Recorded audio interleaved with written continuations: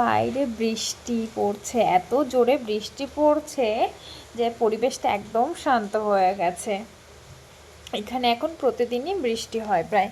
তো এই বৃষ্টিতে খিচুড়ি হবে না, এটা কি হতে পারে বলুন? বাঙালি মানে বাইরে বৃষ্টি আর ঘরে গোবিন্দভোগ চালের খিচুড়ি, সব যদি সবজি থাকে তাহলে তো জমে একদম ক্ষীর। তো বৃষ্টিটা আরও বেশি জোরে আসছে যেহেতু, তাই বানিয়েই ফেললাম হচ্ছে খিচুড়ি, গোবিন্দভোগ চাল আর তার সাথে কিছু সবজি দিয়ে। কার কার এরকম কম্বিনেশন ভালো লাগে? মানে বৃষ্টির দিন মানেই তো হচ্ছে খিচুড়ি আর আর তার সাথে বেগুন ভাজা। যেহেতু আমার ঘরে বেগুনটাও ছিল না আর মাছটা তো এখানে সবসময় অ্যাভেলেবেল থাকে না, তাই মাছ ভাজাও নেই, কিছু নেই, শুধু খিচুড়িই করেছি সমস্ত সবজি দিয়ে। কিন্তু দারুণ ছিল খিচুড়ির টেস্টটা খেতে।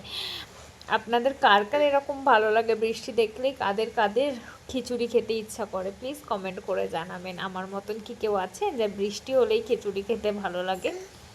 বাই।